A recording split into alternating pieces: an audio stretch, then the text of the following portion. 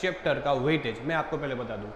एक आपका 4 मार्क का सेक्शन डी में क्वेश्चन आएगा, 4 मार्क का सेक्शन डी में एक क्वेश्चन आएगा, और ये चैप्टर में से 2 MCQ आ सकते हैं या 2 VSQ आ सकते हैं, डिपेंड।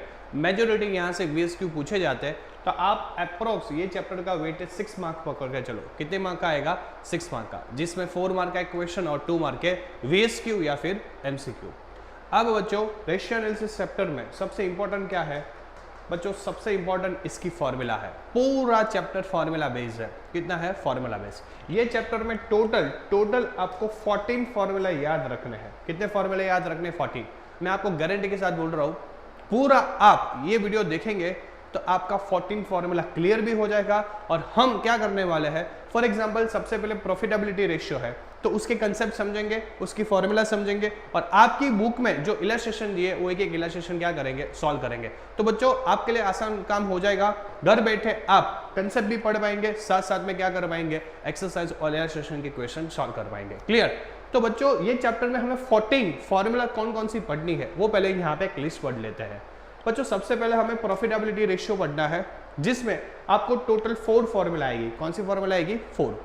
फिर आपको लिक्विडिटी रेशियो है, तो लिक्विडिटी रेशियो में आपको टोटल 2 फॉर्मूला आएगी, और ये बहुत इंपॉर्टेंट है एग्जाम की पॉइंट ऑफ व्यू से। लिक्विडिटी रेशियो एग्जाम की पॉइंट ऑफ व्यू से इंपॉर्टेंट है। थर्ड आएगा सॉल्वेंसी रेशियो। सॉल्वेंसी में आपको टोटल कितने पढ़ने पड़ेंगे? 4 रेशियो। और सेम एफिशिएंसी रेशियो, उसमें भी टोटल कितने पढ़ेंगे? 4। तो टोटल ये चैप्टर में आपकी फॉर्मूला कितनी हुई? 14 फॉर्मूला हुई।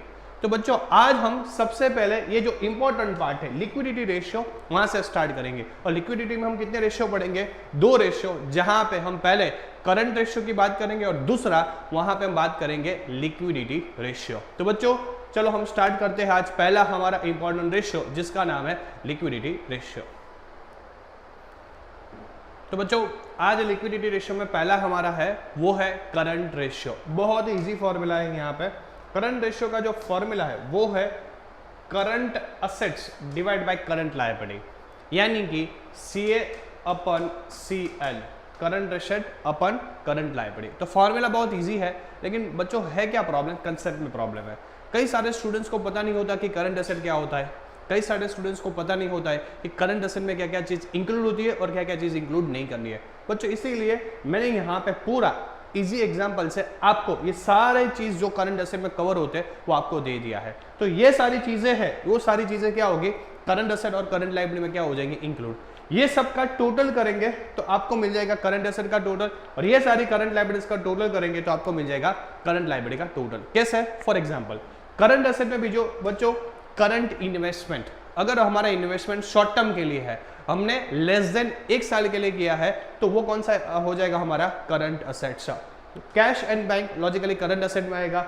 स्टॉक जनरली हम ऐसा मान के चलते हैं कि स्टॉक है वो कैश में कन्वर्ट हो जाएगा 1 साल के अंदर, तो वो हमारी करंट असेट हो गई। डेटर जनरली इजीली हमारे 1 साल के अंदर क्या हो जाते हैं? कैश में कन्वर्ट हो जाते हैं। बिल रिसीवेबल, BR का मतलब bill receivable. Short term loan and advance, हमने किसी को लोन एंड एडवांस दिया है तो लॉजिकली हमारे लिए असेट्स हुई, तो short term loan and advance वो भी करंट असेट्स में आ जाएगा।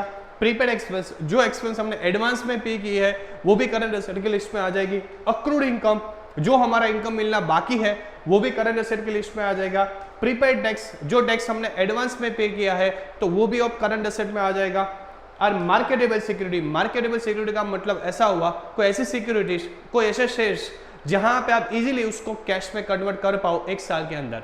फॉर एग्जांपल मैंने एक रिलायंस कंपनी के शेयर्स परचेस किए, लेकिन उसमें मैं कभी भी 1 साल के अंदर कैश में कन्वर्ट कर सकता हूं, वैसी सिक्योरिटी मैंने परचेस की है, तो उसको बोलेंगे मार्केटेबल सिक्योरिटी। क्या बोलेंगे? Marketable security. तो सारी ये करंट एसेट का आप टोटल कर देंगे तो इसमें मैं ऐसा बोलूंगा current investment, cash, bank, stock, debtor, bill receivable, short term loan and advance, prepaid expense, accrued income, prepaid tax और मार्केट सिक्योरिटी, ये सारे का टोटल कर देंगे तो आपको क्या मिल जाएगा? Current assets. फॉर एग्जांपल आपकी अंडरस्टैंडिंग के लिए मैं आपको बता दूं, ये सारी असेट्स आपको क्वेश्चन में दी है, ये सारी असेट्स आपको क्वेश्चन में दी है, और मेरी करंट असेट का टोटल आया 2 लाख। कितना आया? 2 लाख। तो इसका टोटल मैंने यहाँ पे लिख दिया 2 लाख। फिर सारी करंट लायबिलिटी में क्रेडिटर्स, जो हम जनरली 1 साल में पे करना पड़ता है, bills payable, short term borrowing and loan, हमने लोन बोरो किया है शॉर्ट टर्म के लिए, यहाँ पे लोन दिया है तो असेट और लिया है तो लायबिलिटी। आउटस्टैंडिंग एक्सपेंस, जो एक्सपेंस हमें पे करने के बाकी है तो लॉजिकली हमारी करंट लायबिलिटी हुई। प्रीपेड इनकम, जो इनकम हमें एडवांस में मिला है तो वो भी करंट लायबिलिटीज में आ जाएगा।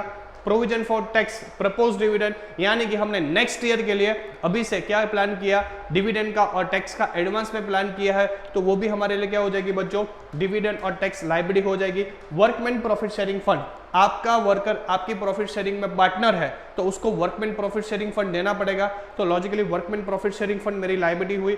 और बैंक ओवरड्राफ्ट, मोस्ट इंपॉर्टेंट, कई सारे स्टूडेंट्स बैंक ओवरड्राफ्ट को लॉन्ग टर्म लायबिलिटी समझते हैं, नहीं बच्चों, बैंक ओवरड्राफ्ट आपके लिए शॉर्ट टर्म लायबिलिटी है। क्या है? शॉर्ट टर्म, तो लॉजिकली शॉर्ट टर्म में ही कंसीडर करना है, करंट लायबिलिटी में ही कंसीडर करना है।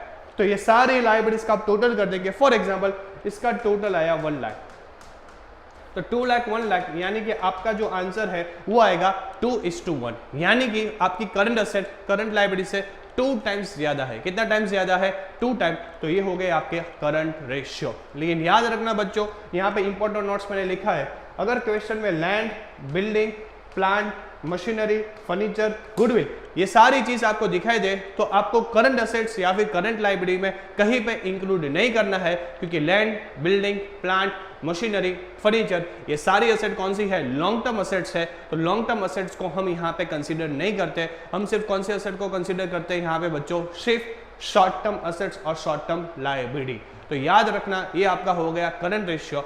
एक और वेरी इंपॉर्टेंट एमसीक्यू में बता दूं, आइडियल करंट रेशियो क्या होता है? आइडियल करंट रेशियो 2:1, यानी कि जो कंपनी का आइडियल करंट रेशियो 2:1 आता है वो कंपनी अच्छे खासा प्रॉफिट कमा रही है, उनका असेट लायबिलिटी से ज्यादा है और ये कंपनी क्या है? प्रॉफिटेबल है। तो एक चीज याद रखना, आइडियल करंट रेशियो क्या है?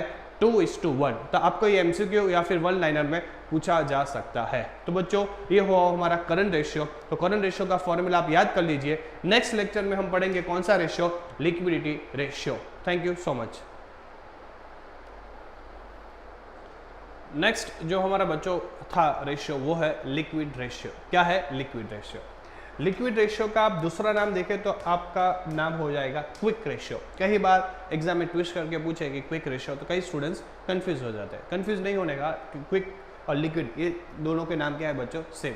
और थर्ड एसिड टेस्ट रेशियो, तो तीनों में से कोई भी नाम आ सकता है। लिक्विड बोलूं, क्विक एसेट्स बोलूं या एसिड टेस्ट रेशियो बोलूं, तीनों के नाम क्या रहने वाले? सेम, कट कॉपी पेस्ट रहने वाला है। अब इसकी फॉर्मूला बहुत इजी है, लिक्विड रेशियो। लिक्विड रेशियो यानी कि liquid assets divide by liquid liability, liquid assets divide by liquid liability. यहाँ पे क्विक एसेट भी लिख सकते हो आप, क्या लिख सकते हो? क्विक एसेट्स, यानी कि liquid assets oblique quick assets divide by liquid liability. Liquid liability का मतलब ही होता है करंट लायबिलिटी। तो मैं करंट लायबिलिटी बोलूं या लिक्विड लायबिलिटी बोलूं, दोनों का मतलब सेम होता है। तो आप यहाँ पे करंट लायबिलिटी भी लिख सकते हो और लिक्विड लायबिलिटी लिख सकते हो, आपकी चॉइस। क्लियर? तो बच्चों लिक्विड रेशियो की फॉर्मूला क्या हुई? मैं ऐसा बोलूंगा, लिक्विड एसेट्स अपन लिक्विड लायबिलिटी। लिक्विड लायबिलिटी का दूसरा नाम है करंट लायबिलिटी और लिक्विड एसेट का दूसरा नाम है क्विक एसेट्स। तो फॉर्मूला बहुत इजी है, लिक्विड एसेट्स अपन लिक्विड लायबिलिटी। लेकिन बच्चों मुझे ये समझना है लिक्विड का मतलब होता क्या है। फॉर एग्जाम्पल एक मेरे रिलेटिव्स मेरे पास आए कि सर मुझे अभी 15 लाख रुपए की जरूरत है। कितने लाख की जरूरत है? 15 लाख। मैंने बोला एक काम करो, मेरे पास बिजनेस का स्टॉक्स 15 लाख का पड़ा है, आप ले जाओ। तो बच्चों वो ले जाएगा? नहीं ले जाएगा। क्यों? लॉजिकली वो लिक्विड फॉर्म में नहीं है, स्टॉक लिक्विड फॉर्म में नहीं है। वो कब बेचेगा, कब उसके पास पैसा आएगा, कब कस्टमर फाइंड करेगा। तो लॉजिकली स्टॉक लिक्विड एसेट नहीं है। लिक्विड का मतलब क्या होता है? जो चीज इजीली कैश में आप क्या कर पाओ? कन्वर्ट कर पाओ। ऐसी चीज जो आप कैश में इजीली कन्वर्ट कर पाओ उसको हम बोलते हैं लिक्विड एसेट, यानी कि स्टॉक आपकी लिक्विड एसेट नहीं हुई। क्लियर? तो एक चीज याद रखो, लिक्विड एसेट का मतलब होता है टोटल करंट एसेट्स। आप सभी एसेट का टोटल एसेट करेंगे, टोटल करंट एसेट फाइंड करेंगे, उसमें से आपको स्टॉक और प्रीपेड एक्सपेंस माइनस करना है। यानी कि आपको लिक्विड एसेट फाइंड करना है तो करंट एसेट्स में से stock and prepaid expense minus करेंगे तो आपको मिल जाएगा लिक्विड एसेट्स। क्या मिल जाएगा? Liquid asset. तो बच्चों लिक्विड एसेट फाइंड करने के लिए क्या याद रखना है? लिक्विड एसेट फाइंड करने के लिए करंट एसेट्स माइनस स्टॉक और माइनस प्रीपेड एक्सपेंस, जो एक्सपेंस एडवांस में पे करने। ये जरूरी नहीं है मुझे लगे तो ही मैं पे करूंगा, तो ये कन्वर्ट हो भी सकता है और नहीं भी हो सकता है। तो लॉजिकली प्रीपेड एक्सपेंस भी क्या हो जाएगा? आपका माइनस हो जाएगा। फॉर एग्जाम्पल आपकी करंट एसेट्स 2 लाख आई, उसमें से आपका स्टॉक 50,000 है और आपका प्रीपेड एक्सपेंस है 20,000, तो टोटल कितना निकला 2 लाख में से 70,000 निकला, तो आपका लिक्विड एसेट हुआ 1,30,000, तो 1,30,000 आपका लिक्विड एसेट आपको मिल गया। और इससे भी easy liquid liability, liquid liability का मतलब होता है बच्चों करंट लायबिलिटी। अब करंट लायबिलिटी क्या है, इसके पहले मैंने आपको समझा दिया था बिजनेस की सभी शॉर्ट टर्म लायबिलिटीज, तो सारी शॉर्ट टर्म लायबिलिटीज को मैं ऐड कर दूंगा तो मुझे क्या मिल जाएगा, करंट लायबिलिटी। क्लियर, तो लिक्विड लायबिलिटी बोलूं या करंट लायबिलिटी बोलूं, दोनों का मतलब क्या होने वाला है बच्चों, सेम होने वाला है। यहाँ पे ना कोई चीज एक्सक्लूड होगी ना कोई चीज बच्चों इंक्लूड होगी, वही आपका क्या हो जाएगा, करंट लायबिलिटी। तो फॉर्मूला इजी, लिक्विड एसेट अपन लिक्विड लायबिलिटी, और लिक्विड एसेट्स फाइंड करने के लिए आपको क्या करना पड़ेगा, करंट एसेट्स में से स्टॉक और प्रीपेड एक्सपेंस माइनस करना पड़ेगा, तो आपको मिल जाएगा लिक्विड एसेट्स। और last liquid liability is equal to current liability. कई बार वर्किंग कैपिटल का फॉर्मूला भी आपको याद रखना पड़ेगा, ट्विस्ट करने के लिए पूछ सकते हैं, तो वर्किंग कैपिटल भी याद कर लो, working capital is equal to current assets minus current liability. अगर आप करंट एसेट्स में से करंट लायबिलिटी माइनस करेंगे तो बच्चों आपको मिल जाएगा वर्किंग कैपिटल। कई सारे स्टूडेंट्स मुझे पूछते हैं सर ये फॉर्मूला कहाँ पे काम आएगा। एक कई बार आपको ऐसा पूछा होगा कि आप करंट रेशियो फाइंड करो, लिक्विड रेशियो फाइंड करो, तो क्वेश्चन में आपको वर्किंग कैपिटल दे दिया है, करंट लायबिलिटी दे दिया है, वर्किंग कैपिटल दे दिया है और करंट लायबिलिटी दिया है, तो उसके बेस पे मुझे क्या मिल जाएगा, करंट एसेट। तो मेरे पास करंट एसेट भी है और करंट लायबिलिटी है, तो इजी तरीके से मैं क्या कर पाऊँ, सॉल्व कर पाऊंगा। तो दूसरा ये फॉर्मूला भी बच्चों याद रख लीजिए, working capital is equal to current asset minus current liability. तो बच्चों अभी तक हमने पहला कौन सा रेशियो किया, करंट रेशियो, और दूसरा कौन सा किया, लिक्विड रेशियो। दोनों की फॉर्मूला समझ रही है। अब बच्चों आपकी बुक से सभी इलस्ट्रेशन जो इंपॉर्टेंट है वो सारे इलस्ट्रेशन हम क्या करेंगे, इसके रिलेटेड सॉल्व करेंगे। Thank you so much. अब हम जरा प्रैक्टिकल क्वेश्चन स्टार्ट करते हैं। आज बच्चों पहले प्रैक्टिकल क्वेश्चन में हम समझेंगे करंट रेशियो। आपके गुजरात बोर्ड की पार्ट 2 में हमारा जो पहला है क्वेश्चन करंट रेशियो, उसका इलस्ट्रेशन नंबर 11 हम सॉल्व करेंगे। पहले बच्चों क्वेश्चंस को पढ़ते हैं। From the following information P company limited calculate current ratio. कौन सा रेशियो बोला है, करंट रेशियो। तो बच्चों क्या करेंगे, करंट रेशियो बोला है तो सबसे पहले आप करंट रेशियो का फॉर्मूला लिख दीजिए, current ratio is equal to current assets upon current liability. अब यहां से लेके यहां तक आप देखो तो क्वेश्चंस में आपको करंट एसेट्स, करंट लायबिलिटी या फिर सभी जितने भी बिजनेस के एसेट्स है और बिजनेस से जितने भी लायबिलिटीज है उसका आपको लिस्ट आउट दिया है। हमें यहाँ पे क्या करना है, एक चीज जो करंट एसेट्स में आती है और करंट लायबिलिटी में आती है उसका लिस्ट बनाना है और फिर फॉर्मूले में उसका अमाउंट क्या करना है, पुट अप। अब हमें ये पता होना चाहिए कि करंट एसेट्स में क्या आता है और करंट असेट्स में कौन सी चीज नहीं आती। सेम चीज लायबिलिटीज में भी हमें वो कंसेप्ट पता होना चाहिए। वो पूरा मैंने एक कंसेप्ट वाला वीडियो बनाया था जहां पे मैंने डिटेल में समझाया था। अब बच्चों एक चीज समझते हैं कि कौन सी चीज कहां पे आएगी। सबसे पहले डेटर्स, मैं समझूंगा डेटर मेरा करंट एसेट्स है तो यहां पे लिख देता हूं डेटर्स 1,80,000। बिल रिसीवेबल मेरी करंट एसेट्स है तो यहां पे मैंने लिख दिया बिल रिसीवेबल 30,000। बैड डेट ब्रिजो कितना है, 10,000। लॉजिकली है बच्चों, डेटर में से ऑलवेज बीडीआर माइनस करके लेते हैं, तो बीडीआर मैंने माइनस किया 10,000, तो एक्चुअल ये मेरा हो गया 1,70,000। डेटर में से ऑलवेज हम क्या करते हैं, बैड डेट ब्रिजो माइनस करते हैं, तो माइनस करने के बाद मेरे डेटर हो गए 1,70,000। फिर स्टॉक मेरी करंट एसेट है तो यहाँ पे स्टॉक लिख देंगे बच्चों 30,000। फिर कैश एंड कैश इक्विवेलेंट मेरी शॉर्ट टर्म एसेट है तो कैश मेरी 45,000 शॉर्ट टर्म एसेट्स हुई, वो मैंने यहाँ पे लिख दिया। मशीनरी करंट एसेट नहीं है, लॉन्ग टर्म के लिए यूज होता है। फर्नीचर लॉन्ग टर्म के लिए यूज होता है तो वो करंट एसेट नहीं है। बिल्स पेएबल मेरी करंट एसेट्स है, सॉरी करंट लायबिलिटी है तो करंट लायबिलिटी में लिख देंगे। शॉर्ट टर्म लोन ये मेरी क्या है बच्चों, लॉजिकली करंट लायबिलिटी है तो ये शॉर्ट टर्म लोन यहाँ पे 90,000 लिख देंगे। आउटस्टैंडिंग एक्सपेंस पे करने बाकी है वो मेरी करंट लायबिलिटी की लिस्ट में आती है, तो आउटस्टैंडिंग एक्सपेंस मेरा करंट लायबिलिटी है वो मैंने लिख दिया 27,500। मैंने सारे असेट्स और सारी करंट लायबिलिटी का बच्चों क्या कर दिया, लिस्ट आउट कर दिया। अब बच्चों क्या करना है, इसका टोटल करना है। आप इसका टोटल करेंगे तो 1,70,000 प्लस 30 प्लस 45, तो इसका जो है वो हुआ 2,75,000। कितना हुआ, 2,75,000। तो मेरी करंट एसेट की टोटल कितनी हुई, 2,75,000। वैसे ही करंट लायबिलिटी का टोटल करो 20, 90 और 27,500, वो हुआ 1,37,500।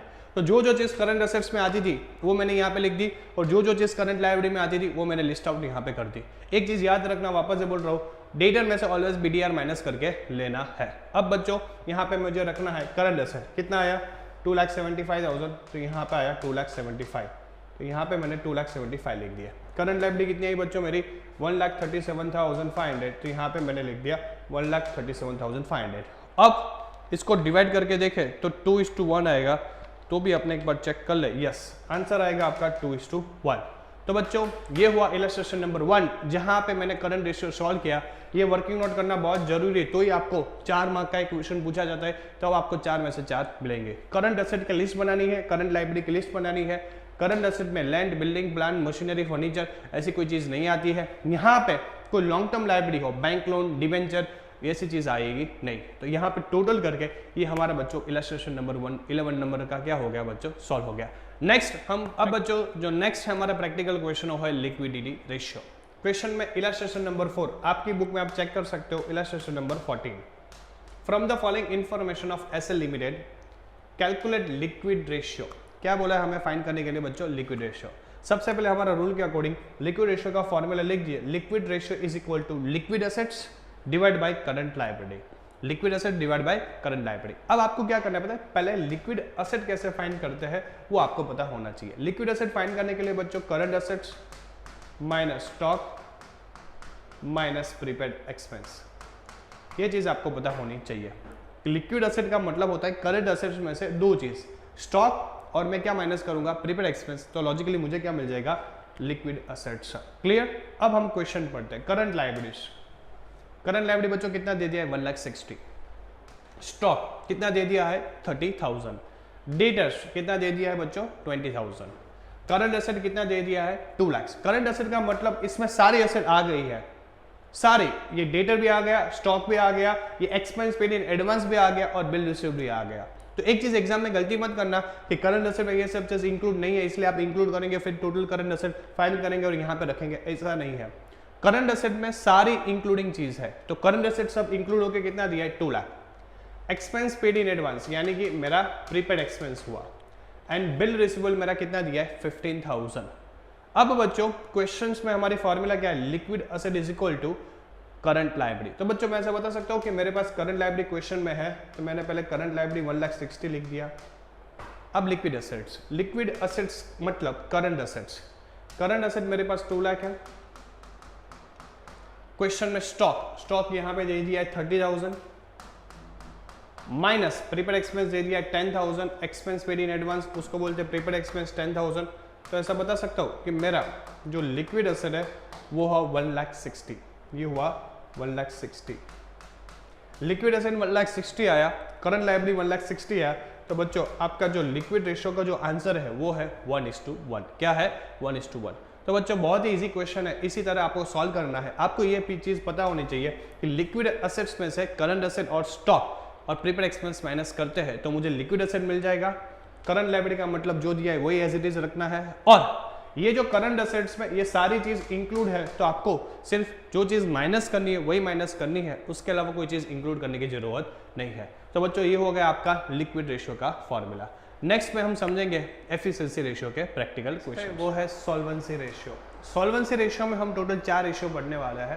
पहला है डेट इक्विटी रेशियो, नंबर 2 है total asset debt ratio, number 3 है ऑनर रेशियो यानी कि प्रोप्राइटरी रेशियो आप बोल सकते हो, और नंबर 4 है इंटरेस्ट कवरेज रेशियो। मेरे हिसाब से एग्जाम में ये इंपॉर्टेंट है और ये इंपॉर्टेंट है। ऑनर रेशियो और इंटरेस्ट कवरेज रेशियो मेरे हिसाब से एग्जाम में हम इंपॉर्टेंट कह सकते हैं, लेकिन चारों एक बार हम पढ़ लेते हैं।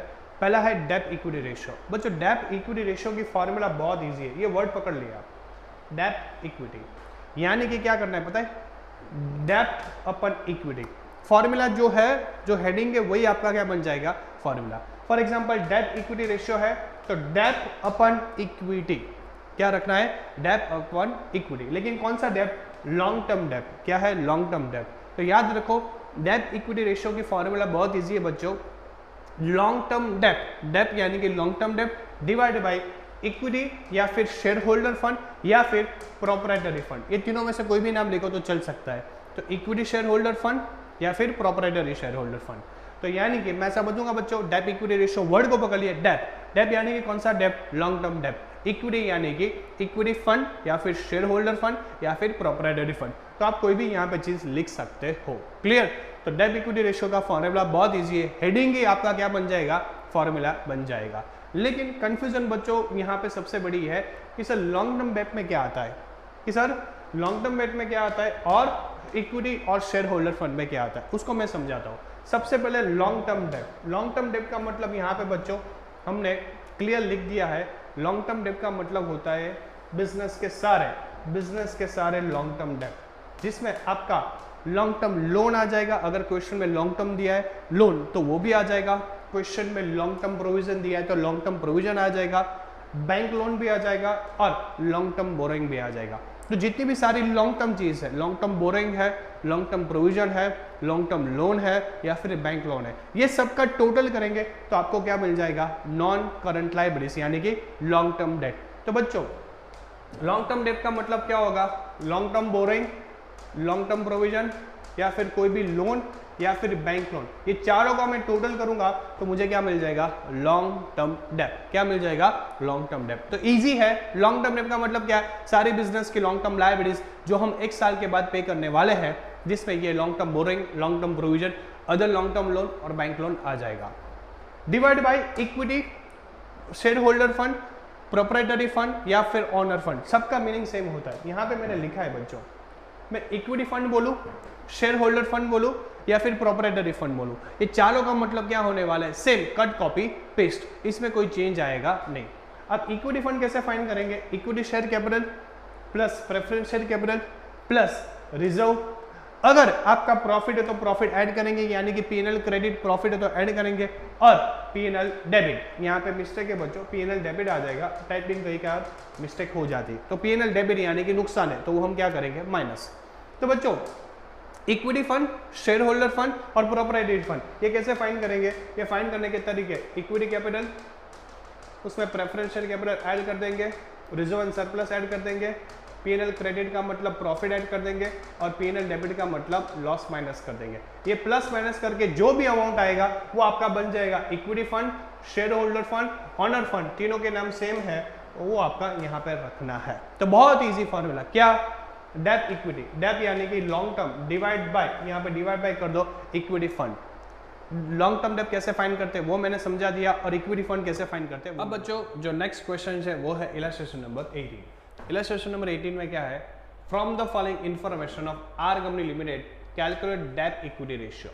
ये आपका जो क्वेश्चन है वही आपका फॉर्मूला हो गया, डेट अपन इक्विटी यानी कि डेट अपन इक्विटी, डेट कौन सा, लॉन्ग टर्म, तो वो चीज याद रखना है। तो ये जो क्वेश्चन है उसमें आपका क्या हो जाएगा, फॉर्मूला डेट अपन इक्विटी। अब डेट में ध्यान रखना, लॉन्ग टर्म डेट हमें लेना है। आगे क्वेश्चन में देखिए, तो क्वेश्चन में आपको non current assets, current assets, long total liabilities, creditors, bills payable, outstanding expense, ये सारी चीज दी है। अब कई सारे बच्चे कैसे करते हैं ये question solve, debt, long term debt, कहीं पे लॉन्ग टर्म डेट है नहीं, share holder fund, share holder fund कहीं पे है नहीं। बच्चों मैं आपको बहुत ही इजी तरीके से ये क्वेश्चन समझाता हूँ, ध्यान से सुनो। आपको एक छोटा वर्किंग नोट बनाना है बैलेंस शीट का। ये बैलेंस शीट में यहाँ पे पहले लिख दो शेयर होल्डर फंड, फिर लिख दो रिजर्व एंड सरप्लस, फिर लिख दो नॉन करंट लायबिलिटीज और फिर लिख दो current liabilities. Share holder fund, reserve and surplus, non current liability and current liability. यहाँ पे लिख दो नॉन करंट असेट्स, यहाँ पे लिख दो नॉन करंट इन्वेस्टमेंट और यहाँ पे लिख दो करंट असेट्स। तो यहाँ पे 4 चीज, यहाँ पे 3, इस शॉर्ट में लिख दो SF, RS, NCL, CL, NCA, NCI और CA, ये लिख दिया। जो जो चीज यहाँ पे दी है वो आपको यहाँ पे पुटअप करना है। कैसे, नॉन करंट असेट्स, तो नॉन करंट असेट्स यानी कि मेरा है 28 लाख, करंट असेट्स जो मेरा दिया है 17 lakh, total liability, total liability दी है 15 लाख। बच्चों टोटल लायबिलिटी का मतलब होता है करंट और नॉन करंट दोनों का total, current and non current दोनों का टोटल होता है, वो होता है टोटल लायबिलिटीज। तो इन दोनों का मुझे टोटल दिया है, वो दिया है 15 लाख। क्रेडिटर्स, बिल्स पेएबल और आउटस्टैंडिंग एक्सपेंस, ये मेरी करंट लायबिलिटीज होती है, शॉर्ट टर्म होती है। क्या होती है, शॉर्ट टर्म। तो क्रेडिटर्स, बिल्स पेएबल और आउटस्टैंडिंग एक्सपेंस, ये मैं तीनों का टोटल करूंगा तो मुझे मिल जाएगा करंट लायबिलिटी। तो 90,000 प्लस 40 यानी कि 1,30,000, 1,30,000 प्लस 70 यानी कि मेरी जो करंट लायबिलिटी है वो हो गई 2 लाख। 15 लाख मेरी टोटल लायबिलिटी थी, 15 लाख टोटल लायबिलिटी थी, उसमें करंट लायबिलिटी 2 लाख है, तो बाकी का जो 13 लाख है वो कौन सा हो जाएगा, नॉन करंट लायबिलिटीज। कौन सा हो जाएगा, नॉन करंट लायबिलिटीज। तो बच्चों यहाँ पे आपको कंसेप्ट क्लियर, टोटल 15 लाख है, उसमें से करंट कितना आया मेरा, ये इनका टोटल करके 2 लाख, तो बाकी का नॉन करंट कितना हो जाएगा 13 लाख। अब बच्चों आप देखो आपके पास कोई और इन्फॉर्मेशन अवेलेबल है, आप चेक कीजिए, आपके पास कोई और इन्फॉर्मेशन अवेलेबल नहीं है। तो बच्चों इसका टोटल करो, अगर इसका टोटल करो तो असेट का टोटल होगा 28 + 17 यानी कि 45 लाख। जितना असेट लाइब्रेरीज का और असेट का होता है वो दोनों क्या होता है, इक्वल। तो इसका टोटल 45 लाख है, तो लाइब्रेरीज का भी टोटल कितना होगा 45 लाख। ऐसा बोलूंगा इन दोनों का टोटल 45 आ गया। 45 में से नॉन करंट और करंट कितना है 13 + 2 15। तो ऐसा बोल सकते हो बाकी का बच्चों ये होगा share holder fund and reserve, बाकी का क्या होगा share holder fund and reserve. 45 में से मैं 15 माइनस करूंगा तो मेरा ये दोनों का जो टोटल है वो होगा 30 लाख। कितना होगा 30 lakh. Share holder plus reserve करूं तो मुझे क्या मिल जाएगा, शेयर होल्डर फंड मिल जाएगा। क्या मिल जाएगा, शेयर होल्डर फंड। तो ये आपको बैलेंस शीट समझ में आया। असेट का टोटल क्या 45, तो लॉजिकली लायबिलिटी का टोटल भी कितना होगा 45। ये 45 में से मैंने ये 15 माइनस किया तो इसका टोटल कितना आ गया 30 लाख। अब हमारे फॉर्मूले में देखो long term liabilities. Long term liability का मतलब होता है नॉन करंट लायबिलिटीज, उसका दूसरा नाम है। तो वो मुझे मेरे पास है नॉन करंट लायबिलिटीज 13 लाख। कितनी है 13 लाख। फिर equity share holder fund. Equity share holder fund का मतलब शेयर होल्डर फंड और रिजर्व दोनों इंक्लूड होता है, वो है मेरे पास 30 लाख। कितना है 30 लाख। तो बच्चों मैं 13 लाख डिवाइड बाय 30 करूंगा, 13 लाख डिवाइड बाय 30 करूंगा तो मेरा जो आंसर है वो आ जाएगा 0.43:1। क्या आ जाएगा 0.43:1।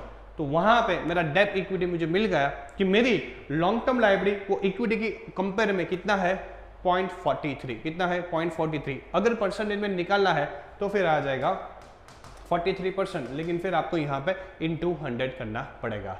तो ये अगर आपको आता है, ये आपको चीज मिसिंग फिगर है, पुट अप द आइटम्स ही करना है। अगर आपको ये बैलेंस शीट शॉर्टकट में आ गया तो बच्चों आप कोई भी डिफिकल्ट क्वेश्चन क्या कर सकते हो, आप इजी तरीके से सॉल्व कर सकते हो। तो ये हो हमारा इलस्ट्रेशन नंबर 18। ये आपके लिए बहुत इंपॉर्टेंट है, तो इसका घर पे प्रैक्टिस कीजिए। अगर इसमें कोई डाउट आए तो आप व्हाट्सअप कर सकते हो या फिर कॉल कर सकते हो, जिसमें आपको तुरंत ये क्वेश्चंस का आंसर मिल जाएगा, सॉल्यूशन मिल जाएगा। ओके बच्चों, तो नेक्स्ट इलस्ट्रेशन में मिलते हैं। अब बच्चों नेक्स्ट है टोटल असेट डेट। क्या है टोटल असेट डेट। यहाँ पे वर्ड को पकड़ लिए टोटल असेट, तो पहले total assets divide by debt, total long term debt. क्या याद रखना है, total asset divide by long term debt. अब बच्चों फॉर्मूला ही आपका आंसर बन जाएगा total debt divide by debt, लेकिन कौन सा डेट, लॉन्ग टर्म डेट। तो फॉर्मूला इजी है, क्या याद रखो, total asset divide by debt, कौन सा डेट, लॉन्ग टर्म डेट। तो हो जाएगा बच्चों आपका टोटल असेट डेट रेशियो। अब लॉन्ग टर्म डेट कैसे फाइंड करते हैं, इससे पहले मैंने समझा दिया। Long term provision, bank loan, long term borrowing, ये सबको ऐड करूंगा तो मुझे क्या मिल जाएगा, लॉन्ग टर्म डेट। क्या मिल जाएगा, long term date. Total asset, business की सारी एसेट्स, बिजनेस की सारी एसेट आपको क्वेश्चन में दी होगी। जो क्वेश्चंस में आपको यहाँ पे मैंने बनाया है, नॉन करंट एसेट होगा, नॉन करंट इन्वेस्टमेंट होगा या फिर करंट एसेट, ये सारी एसेट को ऐड कर देंगे तो आपको मिल जाएगा टोटल एसेट। तो non current assets, non current investment और फिर करंट एसेट, ये सबका टोटल कर देंगे और आए हम समझो 100 लाख, तो वो आपका क्या बन जाएगा बच्चों, टोटल एसेट्स। तो बच्चों अभी तक हमने कितने फॉर्मूले किए, 2 फॉर्मूला याद रखना बहुत इजी है। Total debt ratio, debt upon equity, क्या याद रखना है, डेट अपन इक्विटी। फिर टोटल एसेट डेट, तो टोटल लॉजिकली क्या होगा, total asset divide by debt. ये दोनों में कौन से डेप्ट आएंगे, लॉन्ग टर्म डेप्ट आएंगे। कौन से डेप्ट आएंगे बच्चों, लॉन्ग टर्म। तो ये हो गया आपका इजी तरीके से 2 फॉर्मूला। नेक्स्ट बच्चों थर्ड और फोर्थ फॉर्मूला हम करते हैं तो आपको ज्यादा तरीके से इजी तरीके से समझ में आ जाए। अब बच्चों जो नेक्स्ट इलस्ट्रेशन है वो इलस्ट्रेशन नंबर 19 है। From the following information calculate total asset to debt ratio. क्या फाइंड करने को बोला है, टोटल एसेट टू डेट। ये जो क्वेश्चन है उसमें आपका फॉर्मूला बन जाएगा total asset divide by debt. आप देख सकते हो total asset divide by debt, लेकिन डेट कौन सा, लॉन्ग टर्म। लॉन्ग टर्म का मतलब नॉन करंट लायबिलिटीज। क्लियर। तो ये जो क्वेश्चन है वहां से आपका फॉर्मूला हो जाएगा total asset divide by long term date.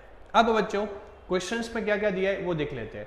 आपके पास शेयर कैपिटल अवेलेबल है, रिजर्व एंड सरप्लस अवेलेबल है, नॉन करंट लायबिलिटीज अवेलेबल है और करंट लायबिलिटीज अवेलेबल है। तो आपके पास ये सारी चीज अवेलेबल है। अब बच्चों मैं आपको एक शॉर्टकट देता हूं, ये शॉर्टकट आपको आगे जितने भी सम्स आएंगे उसमें काम आ जाएगा। जब भी ऐसा क्वेश्चन आए तो एक छोटा सा बैलेंस शीट बना दो। क्या करो, बैलेंस शीट बना दो, और वो बैलेंस शीट में यहाँ पे लिख दो SF। SF का मतलब होता है शेयर कैपिटल या फिर शेयर होल्डर फंड। फिर लिख दो रिजर्व एंड सरप्लस। क्या लिख दो, रिजर्व एंड सरप्लस। फिर लिख दो NCL यानी कि नॉन करंट लायबिलिटी या लॉन्ग टर्म डेब्ट, और फिर लिख दो CL। तो आपको लायबिलिटी का टोटल मिल जाएगा। सामने एसेट्स में non current investment, NCI, non current assets और करंट असेट्स, तो यहां पे आपको टोटल मिल जाएगा। क्लियर? तो मैं सब बच्चों को सकता हूं कि आपको एक वर्किंग नोट में बैलेंस शीट बनाना है, फिर जस्ट आपको जो भी इंफॉर्मेशन है वो यहाँ पे पुटअप करना है। तो ये नहीं, इससे भी ज्यादा कोई डिफिकल्ट क्वेश्चन आएगा तो ये बैलेंस शीट आपको क्या कर देगा, वहां तक आंसर तक पहुंचा देगा। अब मेरे पास यहाँ पे शेयर कैपिटल है 30 लाख, तो बच्चों मैं यहाँ पे शॉर्ट में 38 लाख लिख रहा हूँ। रिजर्व एंड सरप्लस मेरे पास 5 लाख है, तो यहाँ पे मैं लिख रहा हूँ 5 लाख। नॉन करंट लायबिलिटी मेरे पास 10 लाख है, तो यहाँ पे मैं लिखूंगा नॉन करंट लायबिलिटी 10 लाख। और करंट लायबिलिटी मेरे पास 5 लाख है, तो यहाँ पे लिखूंगा 5 लाख। अब इसका टोटल करो, 30 + 5 35, 10 45 + 5 50 लाख, तो ये मुझे मिल गया 50 लाख। क्या मिल गया, 50 लाख। लॉजिकली लायबिलिटी और असेट का दोनों का टोटल क्या होता है, सेम, तो असेट का भी टोटल क्या होगा, सेम। यहाँ पे आप देखो आपको असेट मिल गया टोटल 50 लाख। मैं समझूंगा ये असेट लॉजिकली टोटल असेट हो गया, तो टोटल असेट मुझे 50 लाख मिल गया। नेक्स्ट लॉन्ग टर्म डेब्ट यानी कि लॉन्ग टर्म लायबिलिटीज। यहाँ पे नॉन करंट लायबिलिटीज यानी कि आपके पास लॉन्ग टर्म डेब्ट है वो कितना है, डायरेक्टली 10 लाख। तो 50 / 10, तो यानी कि आपका आंसर आ गया 5:1। क्या आंसर आ गया, 5:2। तो बच्चों बहुत ही इजी है, ये कंसेप्ट अगर आप करेंगे तो आगे जाके कोई भी क्वेश्चंस डिफिकल्ट हो तो आपको काम आ जाएगा। यहाँ पे 4 चीज, यहाँ पे 3, वो शॉर्ट में आप याद रख लो तो क्वेश्चन कोई भी क्या हो जाएगा, आपका सॉल्व हो जाएगा। ना आपको असेट और लायबिलिटी अप्रोच याद रखना है, सिर्फ ये बैलेंस शीट, तो क्या हो जाएगा बच्चों, आपको याद रह जाएगा। तो ये हो गया हमारा total asset to debt ratio. बहुत इजी तरीका है, जस्ट आपको ये वर्किंग नोट पता होना चाहिए और आपको पता होना चाहिए कि लॉन्ग टर्म लायबिलिटीज का दूसरा नाम क्या है, नॉन करंट लायबिलिटीज। तो बच्चों ये हुई हमारी इलस्ट्रेशन नंबर 19। नेक्स्ट जो बच्चों हमारा था वो ऑनर रेशियो। कई स्टूडेंट्स कंफ्यूज होते हैं, सर ऑनर रेशियो का मतलब प्रोप्राइटरी रेशियो। क्या है, प्रोप्राइटरी रेशियो। प्रोप्राइटरी रेशियो के बच्चों फॉर्मूला है, यहाँ पे लिखा है प्रोप्राइटरी रेशियो यानी कि प्रोप्राइटरी फंड या फिर ऑनर फंड। आप प्रोप्राइटरी PF फंड भी लिख सकते हो। Proprietary fund divide by total assets into 100, यानी कि आपकी जो असेट्स है ना, फॉर एग्जांपल आपकी 10 करोड़ असेट्स है, उसके अकॉर्डिंग आपका ऑनर का फंड का रेशियो क्या है, ऑनर की फंड का रेशियो क्या है, वो हमें ये फॉर्मूला से पता चलता है। तो proprietary ratio is equal to proprietary fund divide by total assets into 100। अगर यहाँ पे 100 करोड़ है, डिवाइड बाय 10 इंटू ये करेंगे तो आपको पता चल जाएगा कि भाई हमारा 10% यहाँ पे टैक्स है, किस में, टोटल असेट्स पे। तो प्रोप्राइटरी फंड का रेशियो बहुत ईजी है बच्चों, किस तरह याद रखना है, proprietary fund divide by total assets into 100। अब कई सारे स्टूडेंट्स बोलते हैं सर प्रोप्राइटरी फंड का मतलब क्या होता है। बच्चों यहाँ पे मैंने आपको समझा दिया था, मैं इक्विटी बोलूँ, शेयर होल्डर फंड बोलूँ, प्रोप्राइटरी फंड बोलूँ, ऑनर फंड बोलूँ, सबका मीनिंग सेम है। Equity, proprietary, owner, share holder fund, सबका मीनिंग सेम है। Equity plus preference plus reserve, अगर प्रॉफिट है तो प्रॉफिट ऐड करेंगे और लॉस है तो लॉस माइनस करेंगे, ये सबका प्लस माइनस करके जो आएगा वो आपको क्या मिल जाएगा बच्चों, प्रोप्राइटरी फंड। क्या मिल जाएगा, प्रोप्राइटरी फंड यानी कि ऑनर फंड। तो इक्विटी, प्रेफरेंस, रिजर्व, प्रॉफिट है, P&L क्रेडिट है तो ऐड करेंगे और P&L डेबिट यानी कि नुकसान है तो माइनस करेंगे। तो ये होगा हमारा ऑनर यानी कि प्रोप्राइटरी रेशियो। अब टोटल असेट आपको मैंने समझा दिया था बच्चों, बिजनेस की सारी assets, non current assets, non current investment और करंट असेट, ये सब का हम टोटल कर देंगे। Non current assets, non current investment और करंट असेट, ये सारा चीज बैलेंस शीट का टोटल कर देंगे तो मुझे क्या मिल जाएगा बच्चों, टोटल असेट्स है। तो टोटल असेट्स आपका यहाँ पे आ जाएगा। क्लियर। तो बच्चों ऑनर रेशियो की फॉर्मूला इजी है, proprietary fund divide by total assets into 100। Next, अब बच्चों जो हमारा नेक्स्ट है वो इलस्ट्रेशन नंबर 21। इलस्ट्रेशन नंबर 21 में हमें क्या फाइंड करना है, from the following information calculate proprietary ratio. क्या फाइंड करना है, प्रोप्राइटरी रेशियो। बच्चों मैंने आपको एक रूल बता दिया था, कोई भी आप क्वेश्चन स्टार्ट करो तो उससे पहले आप जो भी क्वेश्चन पूछा है, जो भी फॉर्मूला पूछा है, उसका क्या करो, आप फॉर्मूला लिख दो। यहाँ पे proprietary ratio is equal to proprietary fund या फिर ऑनर फंड, प्रोप्राइटरी फंड या फिर owner fund divide by total assets, जो बैलेंस शीट में असेट्स है, जितनी भी असेट्स होती है उसका टोटल। अब बच्चों टोटल असेट फाइंड करना तो इजी है, जनरली मेजॉरिटी क्वेश्चन में दे दिया होगा, लेकिन प्रोप्राइटरी फंड कैसे फाइंड करते हैं ये मैंने कंसेप्ट के वीडियो में पूरा डिटेल में समझाया था, लेकिन आपको एक जस्ट ओवरव्यू दे दूं। प्रोप्राइटरी फंड फाइंड करने के लिए equity share capital plus preference share capital plus reserve and surplus plus अगर पीएनएल का प्रॉफिट हो तो, और माइनस अगर पीएनएल का लॉस हो तो, ये सब चीज को आप एड लेस करेंगे तो आपको मिल जाएगा प्रोप्राइटरी फंड, और फिर यहाँ पे अमाउंट आपको लिखना है। ये क्वेश्चन में आप देखो तो आपके लिए बहुत इजी है। कैसे? पर्टिकुलर अमाउंट आपको क्वेश्चन में बैलेंस शीट बच्चों दे दिया है, बैलेंस शीट में आपको टोटल लायबिलिटी दे दिया 70 लाख एंड टोटल असेट दे दिया है, तो लॉजिकली यहाँ पे हमारी चीज में प्रोप्राइटरी में फंड में जो आती है वो हमें क्या करनी है बच्चों, ऐड करनी है। यहाँ पे आप देखो तो शेयर होल्डर फंड में पहला दिया है इक्विटी शेयर कैपिटल, तो इक्विटी शेयर कैपिटल मेरी लिस्ट में आता है, तो यहाँ पे मैं लिख दूंगा equity share capital 20 lakh. Preference share capital आता है, यस आता है, तो प्रेफरेंस शेयर कैपिटल में लिख दूंगा 10 लाख। रिजर्व एंड सरप्लस आता है, यस, तो रिजर्व एंड सरप्लस बच्चों में लिख दूंगा 15 लाख। तो equity share capital, preference share capital, reserve, non current liability नहीं आता है और करंट लायबिलिटी नहीं आता है, तो ये मुझे लेने की जरूरत नहीं है। नीचे है असेट्स, और असेट मुझे कौन सी लेनी होती है, टोटल, तो टोटल असेट भी मेरे पास अवेलेबल है, वो है 70 लाख। तो इजी है बच्चों। प्रोप्राइटरी फंड, प्रोप्राइटरी फंड्स इसका टोटल करो तो 20 + 10 30 और 45 लाख, तो मुझे प्रोप्राइटरी फंड का टोटल मिल गया 45 lakh divide by total assets, तो टोटल अगर हो गए असेट्स वो है मेरी 70 लाख। तो बच्चों मेरे पास प्रोप्राइटरी फंड भी अवेलेबल है, साथ में क्या है टोटल असेट। अब मैं इसको डिवाइड करूं तो मुझे आंसर मिल जाएगा 45 लाख डिवाइड बाय 70 लाख, तो मेरे आंसर हो गए 0.64:1। क्या हो गया? 0.64:1। तो बच्चों यहाँ पे जो ऑनर का फंड है वो टोटल एसेट के अकॉर्डिंग कितना है 0.64। अगर आपको इसको परसेंटेज में निकालना है तो इंटू 100 भी कर सकते हो, तो परसेंटेज में आपको मिल जाएगा 64%। तो ऑनर उसका टोटल एसेट में कितना परसेंट पार्टिसिपेट है 64%। तो आप परसेंटेज में भी निकाल सकते हो और पॉइंट में भी निकाल सकते हो, इसमें आपका दोनों का क्या होगा, राइट होगा। तो बच्चों ये होगा हमारा प्रोप्राइटरी रेशियो। आपको सिर्फ ये पता होना चाहिए कि प्रोप्राइटरी फंड कैसे फाइंड करते हैं। नेक्स्ट हम पढ़ेंगे interest coverage ratio. Interest coverage ratio का formula PBIT, P for profit, B for before, T for tax, I for interest, यानी कि profit before interest and tax.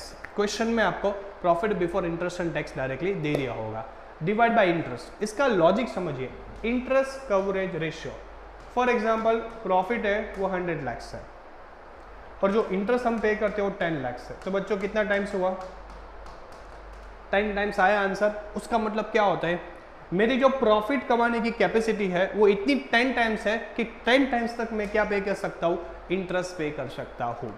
तो इंटरेस्ट कवरेज रेशियो आपको ये दिखाता है कि आपकी प्रॉफिट की कैपेसिटी कितनी है, कितने टाइम्स तक आप क्या पे कर सकते हो, इंटरेस्ट पे कर सकते हो। वो रेशियो का नाम होता है इंटरेस्ट कवरेज रेशियो। तो इंटरेस्ट कवरेज रेशियो की फॉर्मूला बच्चों क्या रहेगा, profit before tax and interest, question में आपको दे दिया होगा, डिवाइड बाय इंटरेस्ट। इंटरेस्ट या तो बैंक लोन पे होगा, आपकी क्वेश्चन में 10 लाख का बैंक लोन दिया है और उसका परसेंटेज 10 है, तो 10 लाख का 10% 1 लाख, या फिर आपको डिबेंचर पर इंटरेस्ट दिया होगा। फॉर एग्जांपल 5 लाख डिबेंचर है और उसका 5% है इंटरेस्ट का रेट, तो 5 लाख का 5% करेंगे तो आपको उसका इंटरेस्ट मिल जाएगा। इसके प्रैक्टिकल क्वेश्चन करेंगे तब आपको बच्चों डिटेल में समझ में आएगा। अभी आपका काम यही है, फॉर्मूला आप क्या करो, याद करो। तो बच्चों 4 फॉर्मूले किए हमने। पहला क्या, टोटल एसेट डेट रेशियो, फिर हमने कौन सा किया, ऑनर रेशियो यानी कि प्रोप्राइटरी रेशियो, थर्ड हमने कौन सा किया, इंटरेस्ट कवरेज रेशियो, और फोर्थ कौन सा था बच्चों हमारा, टोटल डेट अपन असेट्स वाला। तो 4 रेशियो बच्चों हमने यहाँ पे कंप्लीट किए। चारों रेशियो के अब प्रैक्टिकल क्वेश्चन नेक्स्ट वीडियो में हम अपलोड करेंगे बच्चों, तो आप यहाँ से प्रैक्टिकल क्वेश्चंस इलस्ट्रेशन सारे क्या कर सकते हैं, सॉल्व कर सकते हैं। जो इलस्ट्रेशन है वो इलस्ट्रेशन नंबर बच्चों 22 है। From the following information of NK limited calculate interest coverage ratio. हमें क्या करना है बच्चों, इंटरेस्ट कवरेज रेशियो। अब इंटरेस्ट कवरेज रेशियो जो काउंट करना है तो उसकी फॉर्मूला है earning before interest and tax, earning before interest and tax divide by interest on long term liability. जितने भी इंटरेस्ट है, इंटरेस्ट डिबेंचर में भी हो सकता है, बॉन्ड्स पे भी हो सकता है, या फिर बैंक लोन भी होता है। तो क्वेश्चन में जितने भी इंटरेस्ट दिए वो सब इंटरेस्ट यहाँ पे लिखना है। तो ऐसा बोल सकता हूँ earning before interest and tax divide by interest करेंगे तो आपको मिल जाएगा इंटरेस्ट कवरेज रेशियो। क्वेश्चन में देखो तो आपको 10% डिबेंचर दी है जिसकी वैल्यू है 10 लाख। 10% डिबेंचर दी है जिसकी वैल्यू है 10 लाख। तो बच्चों ऐसा बता सकते हो कि इंटरेस्ट है वो यहाँ पे लगेगा 10 लाख का, मैं 10% करूँगा तो डिबेंचर पे मुझे 1 लाख इंटरेस्ट पे करना है। डिबेंचर पे कितना इंटरेस्ट पे करना है 1 लाख। बैंक लोन 30 लाख है तो बैंक लोन मेरी 30 लाख है, उसका भी मुझे 12% इंटरेस्ट पे करना है। 30 लाख का 12% यानी कि 3,60,000। तो टोटल मेरी जो इंटरेस्ट है वो है 4,60,000 जाएगा। कितना इंटरेस्ट जाएगा 4,60,000। Earning before interest and tax वो आपको ऑलरेडी दे दिया है, तो ये आपके पास चीज अवेलेबल है। Earning before interest and tax वो अवेलेबल है 20,70,000। इंटरेस्ट आपका टोटल इंटरेस्ट कितना आया 4,60,000। तो यहाँ पे बच्चों आप 4,60,000 आप इंटरेस्ट लिखेंगे। 20,70,000 डिवाइड बाई 4,60,000, तो आपका जो आंसर है वो आएगा 4.5 टाइम्स। क्या आएगा 4.5 टाइम्स। उसका मतलब आपके पास इतनी अर्निंग 4 टाइम्स जितनी है, तो आप क्या कर पाएंगे 4.5 टाइम्स पे क्या कर पाएंगे इंटरेस्ट पे कर पाएंगे। तो आपका प्रॉफिट इंटरेस्ट को 4.5 टाइम्स क्या करता है बच्चों कवर करता है। तो ये हुआ आपका इंटरेस्ट कवरेज रेशियो का फॉर्मूला। एक ही चीज किन किन चीज पे इंटरेस्ट आता है वो आपको दिखना है और वो यहाँ पे आपको लिखना पड़ेगा बच्चों। तो ये होगा हमारा पूरा सॉल्वेंसी रेशियो के सारे प्रैक्टिकल क्वेश्चंस। नेक्स्ट हम बच्चों करेंगे प्रॉफिटेबिलिटी के ratio. Welcome back to the channel. Last time बच्चों हमने लिक्विडिटी रेशियो किया। लिक्विडिटी रेशियो में हमने 2 लर्न किए, एक किया हमने करंट रेशियो और दूसरा कौन सा किया बच्चों हमने वहां पे लिक्विड रेशियो। वो पूरे कंसेप्ट समझ के प्रैक्टिकल क्वेश्चन हमने सॉल्व कर दिए। आज एक और बच्चों नए 4 रेशियो जिसका नाम है एफिशिएंसी रेशियो। एफिशिएंसी में बच्चों टोटल हम 4 रेशियो पढ़ने वाले हैं, जिसमें जो पहला रेशियो है बच्चों वो है स्टॉक टर्नओवर रेशियो, दूसरा है working capital turnover ratio, third है डेटर टर्नओवर रेशियो और फोर्थ है क्रेडिटर टर्नओवर रेशियो। आप यहाँ पे वर्ड देखो टर्नओवर टर्नओवर टर्नओवर, तो आप यहाँ पे थोड़ा शॉर्टकट ले सकते हो कि यहाँ पे जनरली सेल्स यहाँ पे अफेक्ट होगा। ये रेशियो में क्या अफेक्ट होगा सेल्स। तो stock turnover ratio, data ratio, creditor, यहाँ पे टर्नओवर वर्ड है तो आपको एक क्लू मिल गया है, टर्नओवर का मतलब सेल्स। और नेक्स्ट है वर्किंग कैपिटल टर्नओवर रेशियो। तो चारों में हमारा क्या है टर्नओवर इफेक्ट होते हैं। तो जब भी एग्जाम में ये आए data turnover, creditor turnover, working capital turnover या फिर स्टॉक टर्नओवर, तो आपके दिमाग में क्या आना चाहिए टर्नओवर वर्ड। टर्नओवर से बहुत सारा चीज आपको बच्चों सॉल्व हो सकता है। अब बच्चों पहला है स्टॉक टर्नओवर रेशियो, इसका दूसरा नाम है इन्वेंटरी टर्नओवर रेशियो। तो इन्वेंटरी टर्नओवर रेशियो पूछे या स्टॉक टर्नओवर, दोनों का मतलब सेम होगा। फॉर्मूला बहुत इजी है। पहला है कॉक्स। कॉक्स का मतलब कॉस्ट ऑफ गुड सोल्ड। क्या है कॉस्ट ऑफ गुड सोल्ड। ये किस तरह फाइंड करते हैं आपको मैं डिटेल में समझाता हूँ, पहले फॉर्मूला समझ लेते हैं। तो कॉस्ट ऑफ गुड सोल्ड जिसमें हम शॉर्टकट में बोलेंगे COGS, cost of good sold divide by average stocks, average stock. तो फॉर्मूला याद है, इजी है, मेरे हिसाब से एग्जाम में इंपॉर्टेंट भी है, एग्जाम में आने के चांसेस है। तो स्टॉक टर्नओवर रेशियो का फॉर्मूला साथ साथ में याद कर लीजिए, क्या है COGS, cost of good sold divide by average stocks. अब आपके दिमाग में आएगा सर कॉक्स होता क्या है। सबसे पहले मैं आपको प्रैक्टिकली चीज बता दूं, वो प्रैक्टिकली चीज बता दूं तो आपको समझ में इजी तरीके से बच्चों आ जाएगा। For example COGS is equal to sale minus CGP। For example ये पेन है, फॉर एग्जाम्पल मैंने 20 रुपीज में बनाया। कितने रुपीज में बनाया 20 रुपीज में मैंने सेल किया। ये पेन मैंने 20 रुपीज में सेल किया। ये पेन पे मैंने 5 रुपीज का ग्रॉस प्रॉफिट, कितने का प्रॉफिट कमाया 5 रुपीज का। बच्चों ध्यान से सुनो, ये मैंने पेन कितने में सेल किया 20 रुपीज में।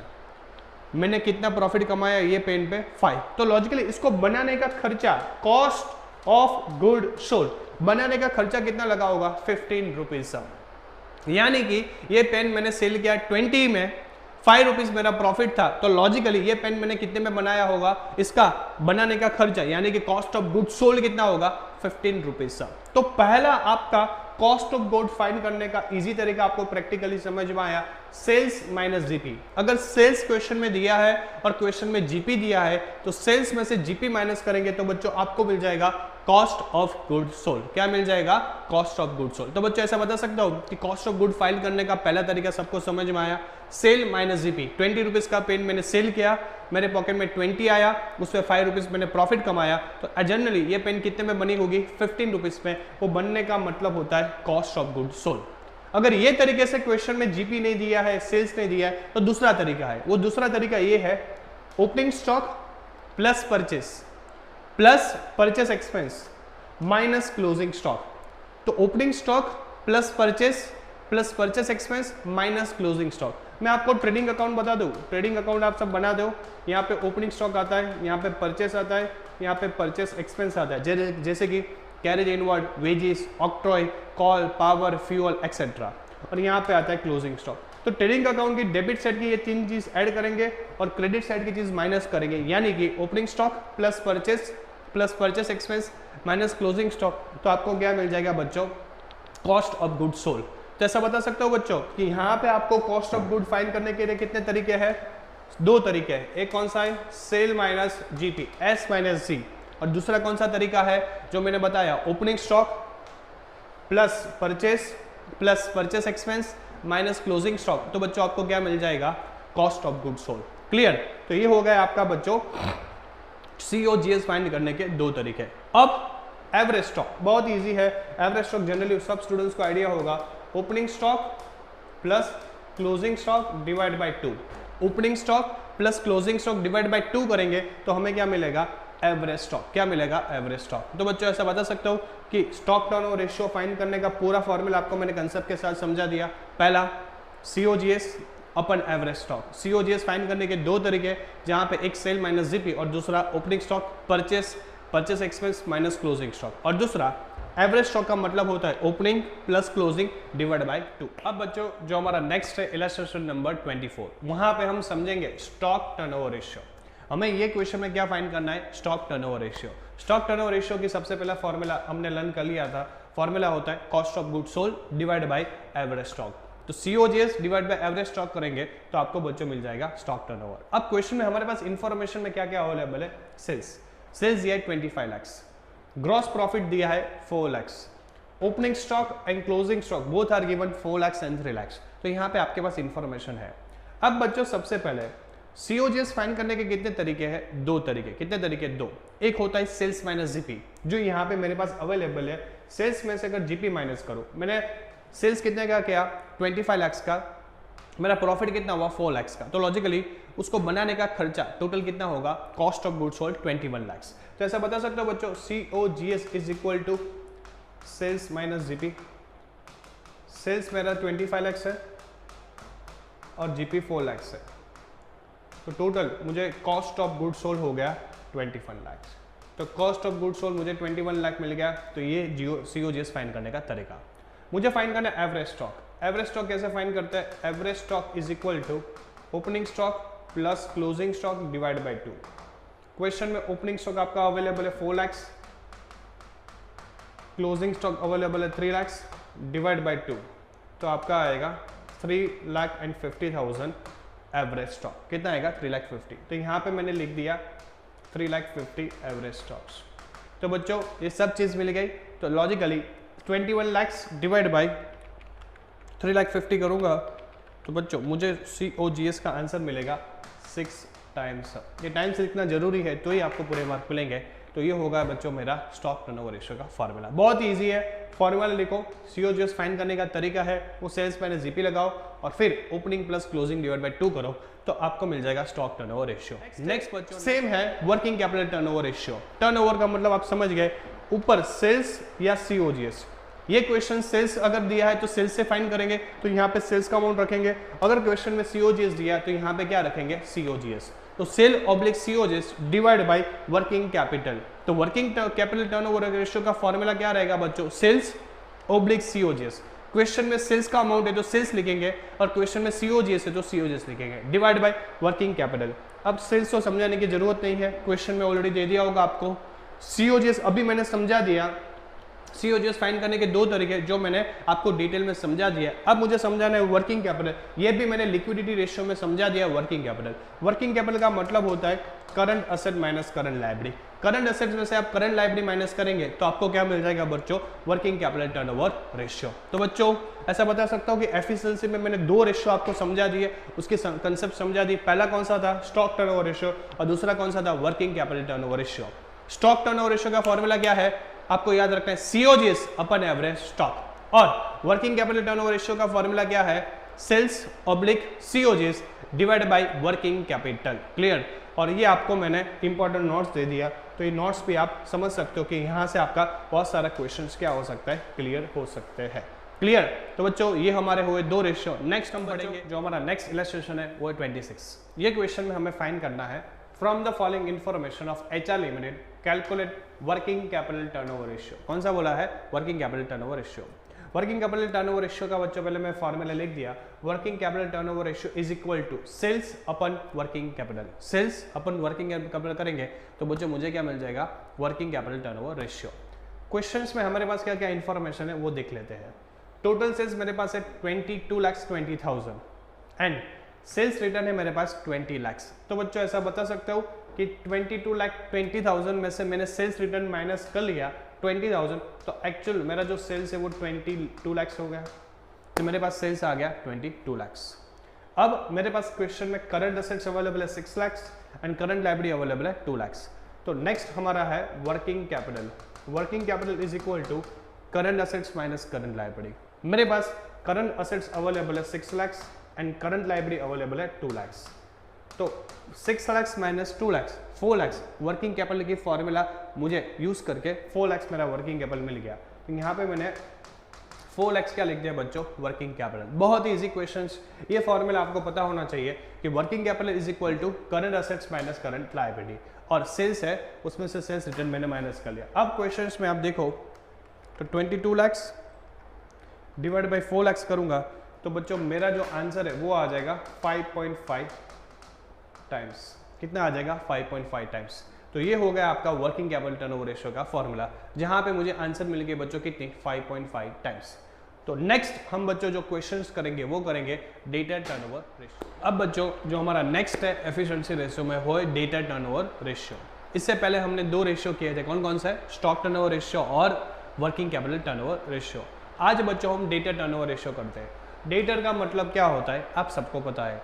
हम बिजनेस में कई बार क्रेडिट सेल्स करते हैं। क्या करते हैं, क्रेडिट सेल्स। अगर आप बिजनेस में क्रेडिट सेल्स करो तो बिजनेस में क्या क्या होगा, डेटर क्रिएट होगा। क्या क्रिएट होगा बच्चों, डेटर। तो एक चीज समझ लो कि ऑलवेज बिजनेस में क्रेडिट सेल्स पे क्या क्रिएट होते हैं, डेटर्स। ये वर्ड मैंने बोला है उस पर आपका ये फॉर्मूला बच्चों क्या हो जाएगा, क्लियर। डेटा टर्नओवर रेशियो का मतलब credit sales. Credit sales divide by average trade receivable. TR का मतलब ट्रेड रिसीवेबल और बीआर का मतलब बिल रिसीवेबल। तो यहाँ पे बच्चों टीआर का मतलब होता है ट्रेड रिसीवेबल और होता है बिल रिसीवेबल। ये आपको क्या निकालना पड़ेगा, एवरेज निकालना पड़ेगा। तो debtor turnover ratio is equal to credit sales divide by average TR and BR. अब बच्चों एवरेज ट्रेड रिसीवेबल किस तरह है, क्वेश्चन में आपको ओपनिंग ट्रेड रिसीवेबल और क्लोजिंग ट्रेड रिसीवेबल या फिर बिल रिसीवेबल दिया होगा, तो वो दोनों का टोटल करके डिवाइड बाय 2 करेंगे तो आपको एवरेज मिल जाएगा। तो एवरेज ट्रेड रिसीवेबल किस तरह फाइंड करेंगे, opening TR plus closing TR divide by 2 करेंगे तो आपको मिल जाएगा एवरेज ट्रेड रिसीवेबल। क्या मिल जाएगा, एवरेज ट्रेड रिसीवेबल। और क्रेडिट सेल्स, क्वेश्चंस में अगर आपको टोटल सेल दी है, फॉर एग्जांपल मेरी टोटल सेल 50 लाख है, उसमें से मैंने 20 लाख कैश में सेल किया है, तो लॉजिकली बच्चों बाकी का क्रेडिट सेल्स कितना हुआ, 30 लाख। तो 30 लाख क्या हो जाएगा आपका, क्रेडिट सेल्स। क्या हो जाएगा, क्रेडिट सेल्स। तो बच्चों डेटा टर्नओवर रेशियो का फॉर्मूला इजी है, किस तरह याद रखना है, क्रेडिट सेल्स। क्रेडिट सेल्स किस तरह फाइंड करेंगे, टोटल सेल में से कैश सेल माइनस करेंगे तो आपको मिल जाएगा क्रेडिट सेल्स। और एवरेज टीआर और बीआर कैसे मिलेगा, opening plus closing divide by 2। वो फिर टीआर भी हो सकता है, बिल रिसीवेबल भी हो सकता है और डेटर भी हो सकता है। ये हुआ एक फॉर्मूला। कई बार आपको क्रेडिट कलेक्शन पीरियड पूछेंगे। क्रेडिट कलेक्शन पीरियड अगर आपको मंथ में पूछे तो लॉजिकली बच्चों आपके 12 मंथ आएंगे। अगर आपको वीक पूछे तो 52 वीक आएंगे, और आपको पूछेंगे डेज तो डेज में आपके आएंगे 365। फॉर एग्जाम्पल ये इसका जो आंसर है, ये जो आंसर है वो आया आपका 50। कितना आया, 50। डेटा टर्नओवर रेशियो का आंसर कितना आया, 50। तो आपको किस तरह करना है, 12 divide by 50। Data turn ratio का आंसर डिवाइड में आएगा, अगर मंथ में बोला है तो 12 डिवाइड बाई 50 रहेगा। अगर आपको वीक में बोला है तो 52 डिवाइड बाई 50 रहेगा, लेकिन आपको अगर बोला है डेज में तो 365 डिवाइड बाई 50 आएगा। तो डिपेंड, क्वेश्चन में देखना पड़ेगा आपको कौन से में बोला है, मंथ में, डेज में या फिर वीक में। तो बहुत इजी फॉर्मूला बच्चों, याद रखना है credit sales divide by average TR and BR, और एवरेज टीआर का मतलब होता है opening plus closing divide by 2, और टोटल सेल में से कैश सेल माइनस करेंगे तो आपको मिल जाएगा डेटा टर्नओवर रेशियो। क्लियर बच्चों? अब मैं ऐसा बता सकता हूँ जैसा डेटा टर्नओवर रेशियो ऐसा कौन सा होगा, क्रेडिट टर्नओवर रेशियो। नेक्स्ट बच्चों इलस्ट्रेशन नंबर 21, जहां पे हम फाइंड करेंगे डेटा टर्नओवर रेशियो। क्वेश्चन में आप देखो, from the following information of RR limited determine data turnover ratio and collection period in month, weeks and days. हमें यहाँ पे डेटा टर्नओवर रेशियो भी फाइंड करना है और साथ में क्या करना है बच्चों, डेटा कलेक्शन पीरियड, वो मंथ में भी फाइंड करना है, वीक्स में भी फाइंड करना है और डेज में भी। बच्चों सबसे पहले क्वेश्चंस पढ़ते हैं, लेकिन क्वेश्चन पढ़ने से पहले मैं आपको ये फॉर्मूला बता दूं, डेटा टर्नओवर रेशियो का आप क्वेश्चन में सबसे पहले क्या करो, एग्जाम में सबसे पहले इसका फॉर्मूला लिख दो। डेटा टर्नओवर रेशियो का फॉर्मूला जो हमने आगे के पार्ट में डिस्कस किया था, क्रेडिट सेल्स, डेटर ऑलवेज किस पे क्रिएट होते हैं, credit sales, divide by average trade receivable. क्या होगा, एवरेज ट्रेड रिसीवेबल। अब क्वेश्चंस में आपको टोटल सेल्स वो दे दिया है 40 लाख, क्वेश्चंस में आपको ओपनिंग डेटर्स वो दे दिया है 4 लाख, क्वेश्चंस में आपको कैश सेल्स वो कितना दे दिया 3,50,000, एंड आपको क्वेश्चंस में क्लोजिंग डेटर्स कितना दे दिया 3,30,000। तो ऐसा बता सकते हो बच्चों कि सेल्स और कैश सेल अवेलेबल है, opening D R and opening CR वो दोनों आपके पास अवेलेबल है। अब बच्चों फॉर्मूला में आप देखो तो सबसे पहले मुझे चाहिए क्रेडिट सेल्स। अब क्रेडिट सेल्स का मतलब क्या होता है, क्रेडिट सेल्स का फॉर्मूला होता है total sale minus cash sales. Total sale में से कैश सेल माइनस करो तो आपको मिलेगा क्रेडिट सेल्स। टोटल सेल मेरे पास है 40 लाख, तो मेरे पास टोटल सेल 40 लाख आ गई, माइनस कैश सेल्स है 3,50,000, तो वो आ गया 3,50,000। बच्चों 40 लाख में से 3,50,000 माइनस करेंगे तो आपका आएगा 36,50,000, लेकिन एक बार हम कैलकुलेटर में वेरीफाई कर ले, यस आपका आएगा 36,50,000, तो क्रेडिट सेल्स आ गया 36,50,000। अब आपको चाहिए average TR and BR. Average TR BR कैसे फाइंड करते हैं, एवरेज टीआर का मतलब होता है ओपनिंग टीआर या फिर BR plus closing TR and BR upon 2। Question में आपके पास ओपनिंग है 4 लाख एंड क्लोजिंग है 3,30,000, तो 4 लाख प्लस 3,30,000 डिवाइड बाई 2, तो 4 लाख प्लस 3,30,000 डिवाइड बाई 2 करेंगे तो आपको मिल जाएगा बच्चों 3,65,000, तो ये मुझे मिल गया 3,65,000। अब बच्चों 36,50,000 डिवाइड बाई 3,65,000 करूंगा तो बच्चों आंसर मेरी आएगी 10 टाइम्स। कितना टाइम्स आएगा, 10, तो ये आया 10 मेरा आंसर। अब बच्चों यहाँ पे मेरा क्वेश्चन कंप्लीट नहीं हो रहा है, आगे मुझे क्या फाइंड करने के लिए बोला है, डेटा टर्नओवर रेशियो मेरा डेज में आने के बाद मुझे मंथ में, वीक्स में और डेज में फाइंड करने के लिए बोला है। किस में बोला है, मंथ में, वीक में और डेज में। अब इसका फॉर्मूला क्या है, ध्यान से सुनो। मेरा आंसर, एक मिनट, मेरा मंथ में बोला है तो लॉजिकली एक साल में कितने महीने होते हैं 12, तो 12 डिवाइड बाई 10 करने का तो आपको आंसर मिल जाएगा।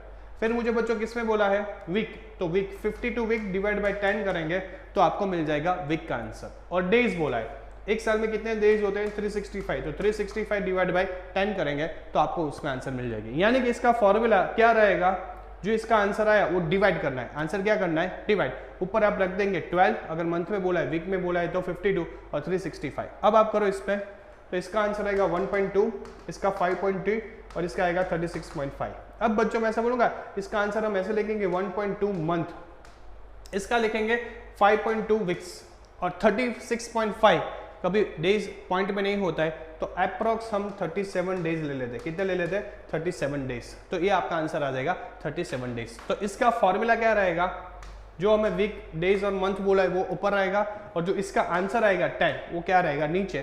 तो आपको मिल जाएगा 1.2 मंथ्स, 5.2 वीक्स एंड 37 डेज। तो इस तरह आपको डेटा टर्नओवर रेशियो का बच्चों क्या करना है, क्वेश्चन सॉल्व करना है। यही क्वेश्चन ऐसा सेम टाइप का हम करेंगे क्रेडिट टर्नओवर रेशियो। नेक्स्ट बच्चों हमारा है creditor turnover ratio, same data turnover ratio जैसा, लेकिन यहाँ पे क्रेडिटर्स। क्रेडिटर कब क्रिएट होता है? फॉर एग्जाम्पल मेरा फर्नीचर का बिजनेस है, अब फर्नीचर बनाने के लिए बच्चों किसकी ज़रूरत पड़ेगी? वुड, लकड़ी की ज़रूरत पड़ेगी।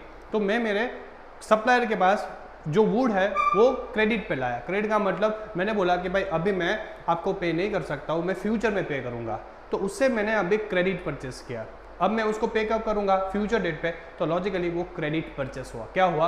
Credit purchase. तो लॉजिकली मैं ऐसा बोलूँगा, जब बिजनेस कोई क्रेडिट परचेस करता है तो उनके लिए क्या क्रिएट होता है? क्रेडिटर। क्रेडिटर का मतलब वो सप्लायर को मुझे फ्यूचर में क्या देने पड़ेंगे? पैसे देने पड़ेंगे, मेरी हुई लायबिलिटी। इजी कंसेप्ट है बच्चों। क्रेडिटर का मतलब पीसी, परचेस पे क्रिएट होता है। किस पे क्रिएट होता है? परचेस पे। तो यहाँ पे credit purchase divide by average trade payable oblique bills payable, average trade payable oblique bills payable. तो याद रखो क्रेडिट परचेस, क्या याद रखना है? क्रेडिट परचेस, पीसी यानी कि परचेस एंड क्रेडिटर्स, पीसी यानी कि परचेस एंड क्रेडिटर्स। तो credit purchase divide by average TP और या फिर बीपी यानी कि बिल्स पेएबल आएगा। और बच्चों अब यहाँ पे क्रेडिट परचेस किस तरह फाइंड करते हैं? अगर क्वेश्चन में आपको टोटल परचेस दिया है, क्या दिया है? Total purchase. तो बच्चों टोटल परचेस में से आप कैश परचेस माइनस करेंगे। यहाँ पे थोड़ी मिस्टेक है बच्चों, टाइपिंग मिस्टेक है। टोटल परचेस में से कैश परचेस माइनस करेंगे तो आपको क्या मिल जाएगा? Credit purchase. फॉर एग्जाम्पल मेरा टोटल परचेस 10 लाख का था, क्वेश्चन में आपको कैश परचेस दे दिया है 2 लाख, तो 10 लाख में से 2 लाख निकला, तो मेरा क्रेडिट परचेस कितने का हुआ? 8 लाख का। तो 8 लाख आपको यहाँ पे रखने हैं। Divide by average trade payable, average का मतलब opening trade payable plus closing trade payable divide by 2 करेंगे। Opening trade payable plus closing trade payable divide by 2 करेंगे तो आपको क्या मिल जाएगा? एवरेज मिल जाएगा। क्या मिल जाएगा? एवरेज। तो बहुत ही बच्चों इजी फॉर्मूला है, सिर्फ याद रखना है कि जब डेटर आए तब एसडी का मतलब सेल्स के साथ डेटर, और जब परचेस आए क्रेडिटर टर्नओवर रेशियो आए तब पीसी यानी कि क्रेडिटर यानी कि परचेस। तो ये हुआ बच्चों आपका टोटल 4 फॉर्मूला। एफिशिएंसी रेशियो में मैंने 4 फॉर्मूला समझाया। पहला समझाया था बच्चों कौन सा? Stock turnover ratio. दूसरा कौन सा समझाया था? Working capital turnover ratio. Third कौन सा समझाया मैंने? डेटर टर्नओवर रेशियो, जहां पे क्रेडिट सेल्स आएगा। और फोर्थ कौन सा समझाया? क्रेडिटर टर्नओवर रेशियो, जहां पे बच्चों क्या आएगा? Credit purchase. तो टोटल मेरे कितने रेशियो हुए बच्चों? एफिशिएंसी में 4 रेशियो। बच्चों हमारा जो नेक्स्ट है वो illustration 31। From the following information of AB company calculate credit turnover ratio and payment period in months, weeks and days. Payment period भी हमें जैसे हमने डेटर में फाइंड किया था वैसे यहाँ पे करना है। फॉर्मूला क्या है क्रेडिट टर्नओवर रेशियो का? Credit turnover, creditor always purchase पे होते हैं। कौन सी परचेस पे? Credit purchase. तो logically creditor always credit purchase पे क्रिएट होते हैं, तो यहाँ पे credit purchase divide by average trade payable. क्या आएगा? Average trade payable. तो सिंपल फॉर्मूला है क्रेडिट टर्नओवर का, credit purchase divide by average trade payable. अब सबसे पहले हमें क्रेडिट परचेस फाइंड करना है। क्या फाइंड करना है? Credit purchase. क्वेश्चन में देखो तो टोटल परचेस आपको दे दिया 30 लाख, कैश परचेस दिया है 4 लाख, ओपनिंग ट्रेड पेएबल दिया 3,60,000 एंड क्लोजिंग ट्रेड पेएबल दिया है 4,80,000। तो हमारे पास ओपनिंग ट्रेड पेएबल अवेलेबल है, क्लोजिंग ट्रेड पेएबल अवेलेबल है, टोटल परचेस अवेलेबल है और कैश परचेस अवेलेबल है। बच्चों सबसे पहले क्रेडिट परचेस, टोटल परचेस में से कैश परचेस माइनस करूंगा तो मुझे क्या मिल जाएगा? Credit purchase. तो बच्चों मैं यहाँ पे लिख सकता हूँ टोटल परचेस मेरे पास 30 लाख है और कैश परचेस मेरे पास 4 लाख है। तो टोटल परचेस में से कैश परचेस माइनस करूंगा तो मेरा जो क्रेडिट परचेस है वो है 26 लाख। तो ये मेरा 26 लाख क्या आ गया? Credit purchase. अब मुझे क्या फाइंड करना है? Average TP.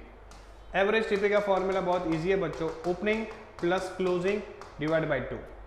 आपके पास ओपनिंग अवेलेबल है 3,60,000, क्लोजिंग अवेलेबल है आपके पास 4,80,000, डिवाइड बाय 2 करेंगे तो आपको मिल जाएगा एवरेज ट्रेड पेएबल।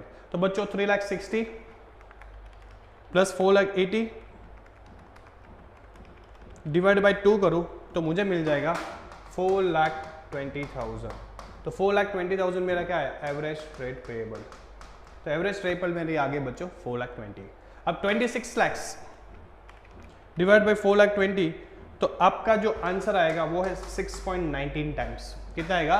6.19 टाइम्स। तो क्रेडिट टर्नओवर का रेशियो बच्चों मुझे मिल गया 6.90।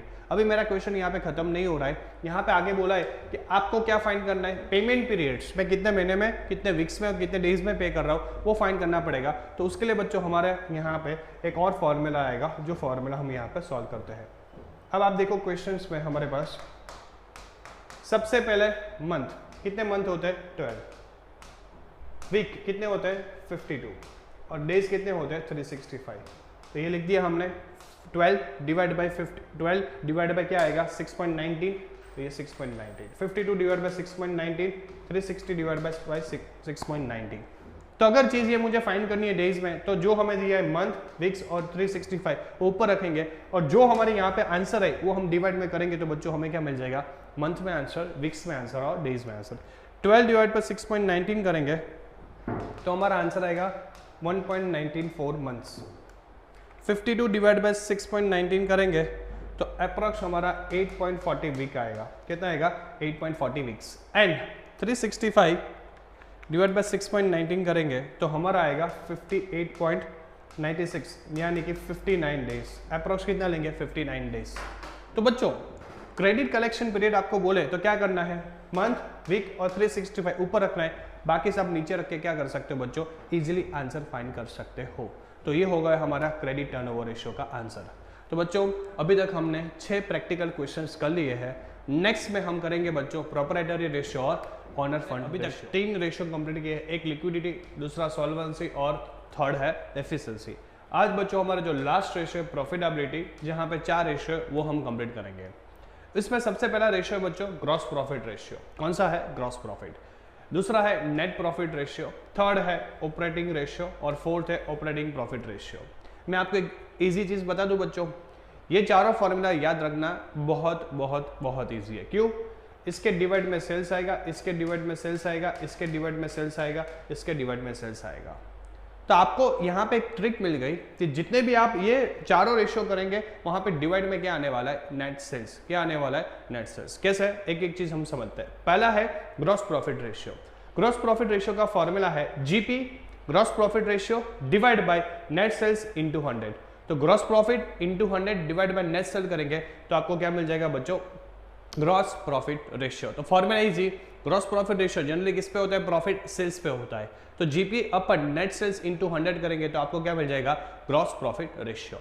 अब यहाँ पे सबसे इंपॉर्टेंट है कि हम जीपी कैसे फाइंड करेंगे। इससे पहले बच्चों आगे की वीडियो में मैंने कॉक्स फाइंड करना सिखाया था। कॉक्स का फॉर्मूला होता है सेल्स माइनस जीपी। क्या होता है, सेल्स माइनस जीपी।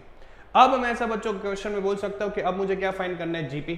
तो लॉजिकली जीपी इस साइड आ जाएगा, GP is equal to sale minus COGS. तो GP is equal to sale minus COGS करेंगे तो आपको क्या मिल जाएगा बच्चों, ग्रॉस प्रॉफिट। तो ग्रॉस प्रॉफिट फाइंड करना है तो यही फॉर्मूला में जीपी को यहाँ पे लेना है और कॉक्स को वहां पे लेना है। तो आपका फॉर्मूला इजी तरीके से बच्चों जीपी का हो जाएगा। तो यानी कि GP is equal to sale minus COGS. और मुझे फाइंड करना है नेट सेल्स, वो ज्यादा बताने की जरूरत नहीं है बच्चों। नेट सेल्स का मतलब होता है सेल्स माइनस सेल्स रिटर्न। अगर क्वेश्चन में आपको सेल्स रिटर्न दिया है तो आपको क्या करना पड़ेगा, सेल्स में से सेल्स रिटर्न माइनस करना पड़ेगा। तो आपको क्या मिल जाएगा बच्चों, नेट सेल्स। क्या मिल जाएगा, नेट सेल्स। तो ये आपकी हो गई ग्रॉस प्रॉफिट की फॉर्मूला। तो इजी, जीपी अपन नेट सेल्स इनटू 100। जीपी किस तरह फाइंड करते हैं वो भी हमें समझ लिया और नेट सेल्स किस तरह फाइंड करते हैं वो भी हमने समझ लिया। बच्चों हम प्रॉफिटेबिलिटी के प्रैक्टिकल क्वेश्चन सॉल्व करते हैं, जिसमें illustration number 2, from the following information of business entity calculate gross profit ratio. क्या फाइंड करना है बच्चों में, ग्रॉस प्रॉफिट रेशियो। सबसे पहले कोई भी क्वेश्चन स्टार्ट करें तो एज पर रूल्स उसका फॉर्मूला लिख दो। ग्रॉस प्रॉफिट का फॉर्मूला होता है जीपी अपन नेट सेल्स इनटू 100, जीपी अपन नेट सेल्स इनटू 100। तो फॉर्मूला आप सबका क्लियर है, ये हमने कंसेप्ट में डिटेल में समझ लिया था।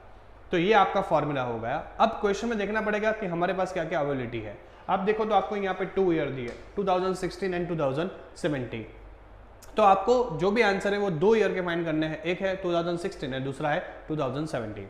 क्वेश्चन में देखो तो आपको सेल्स दे दिया है, 2016 का है 8 लाख, 2017 का है 12 लाख। तो सेल्स आपके पास अवेलेबल है। नेक्स्ट है cost of goods sold, COGS, इसका है 6 लाख और इसका है 10 लाख। तो बच्चों हमारे फॉर्मूला में हमें चाहिए नेट सेल्स। तो सेल्स तो अवेलेबल है 8 एंड 12, तो उसका कोई प्रॉब्लम है नहीं। लेकिन मुझे चाहिए जीपी, मेरे पास जीपी नहीं है, ग्रॉस प्रॉफिट नहीं है। आगे इसके कंसेप्ट में मैंने समझाया था कि ग्रॉस प्रॉफिट है, उसका फॉर्मूला बच्चों क्या होता है, सेल माइनस कॉस्ट। क्या होता है, सेल माइनस कॉस्ट। सेल्स में से आप कॉस्ट माइनस करेंगे तो आपको क्या मिल जाएगा बच्चों, ग्रॉस प्रॉफिट मिल जाएगा। क्या मिल जाएगा, ग्रॉस प्रॉफिट। मैं ऐसा बता सकता हूँ कि आपके पास यहाँ पे देखो तो 2016 में सेल्स 8 लाख एंड कॉस्ट है 6 लाख, तो आपको 2016 का जो जीपी है वो मिल गया 2 लाख। कितना मिल गया, 2 लाख। तो ग्रॉस प्रॉफिट फाइंड करना इजी है। क्या करना है, सेल्स में से कॉक्स फाइंड करना है। सेल्स मेरा 8 लाख है, कॉक्स है 6 लाख, 8 में से 6 गया तो आपका बचेगा 2 लाख। तो 2 लाख मुझे क्या मिलेगा, 2016 का जीपी। वैसे ही बच्चों 2017 का मेरे पास सेल्स है 12 लाख एंड मेरे पास कॉस्ट ऑफ गुड्स है 10 लाख, और 12 में से 10 गया तो यहाँ पे भी मेरा ग्रॉस प्रॉफिट कितना आएगा, 2 लाख। कितना आएगा, 2 लाख। तो ऐसा बोलूंगा दोनों ईयर के मेरे पास जीपी आ गए, दोनों ईयर के मेरे पास सेल्स अवेलेबल है। बस अब फॉर्मूला में क्या करना है, पुट अप। 2016 में मेरा जो ग्रॉस प्रॉफिट है वो आया 2 लाख और मेरे पास वो साल की नेट सेल्स अवेलेबल है 8 लाख। 2017 में मेरे पास आया 2 लाख ग्रॉस प्रॉफिट और वो ईयर में मेरी जो सेल्स है वो है 12 लाख इंटू 100 और into 100। 2 lakh divide by 8 into 100 करेंगे बच्चों तो आपको ग्रॉस प्रॉफिट के परसेंटेज मिल जाएंगे।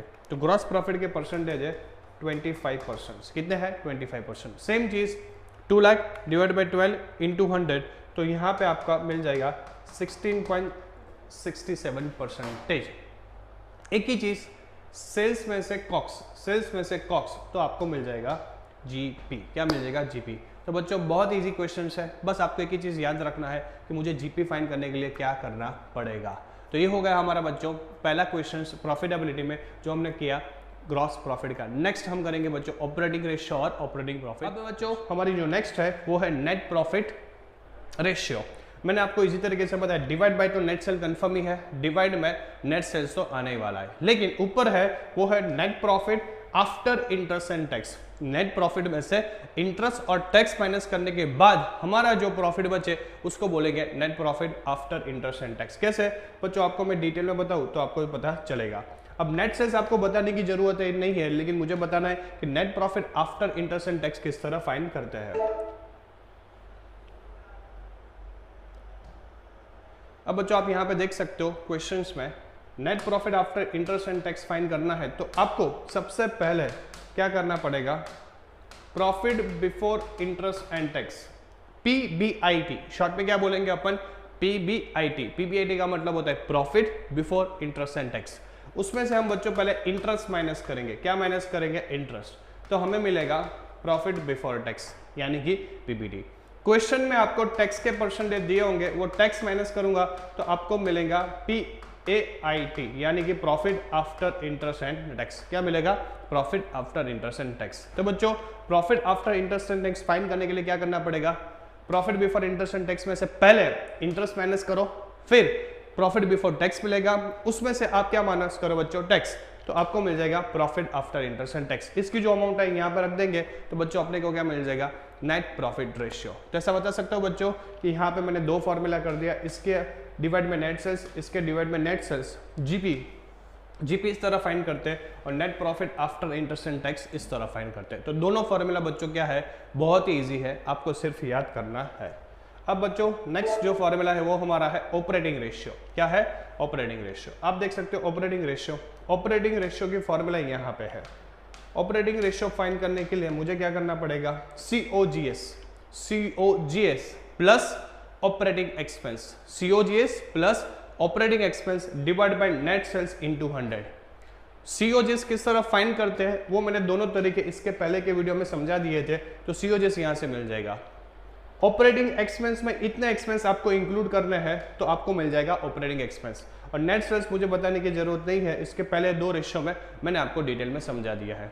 सेल्स में से सेल्स रिटर्न माइनस करेंगे तो अपने को क्या मिलेगा, नेट सेल्स। अब बच्चों कॉक्स, मैं वापस एक बार समझा दूं, कॉक्स फाइंड करने के दो तरीके हैं। सेल्स में से जीपी माइनस करेंगे तो कॉक्स मिल जाएगा, और दूसरा तरीका opening stock plus purchase expense minus closing stock.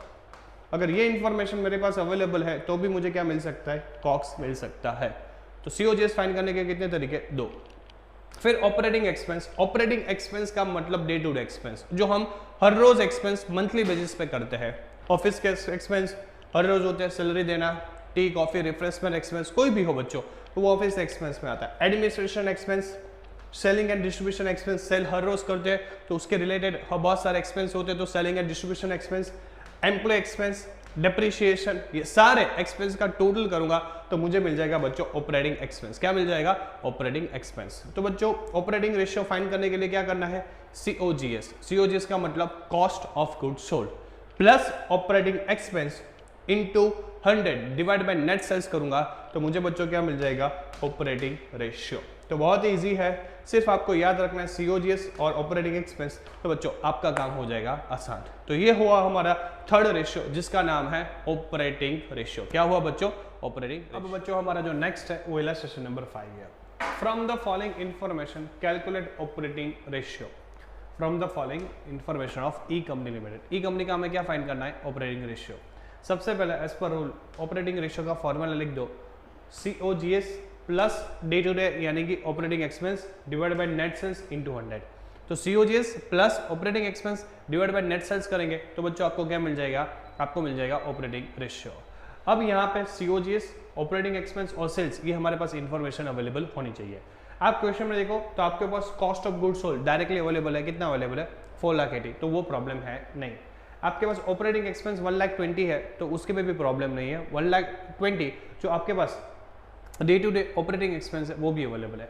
Financial expense कभी ऑपरेटिंग में नहीं आता है, ये आपको कंफ्यूज करने के लिए दिया है। क्या है? कंफ्यूज करने के लिए दिया है। तो फाइनेंशियल एक्सपेंस को हम डे टू डे एक्सपेंस मानेंगे नहीं, तो इसको आपको कंसिडर करना नहीं है। और क्वेश्चंस पे आपको सेल्स है, वो सेल्स डायरेक्टली 8 लाख दे दिया है। तो क्वेश्चन में बस आपको सब आपके पास इंफॉर्मेशन है, आपको सिर्फ क्या करना है, ये क्वेश्चन में फॉर्मूला में क्या करना है? पुटअप।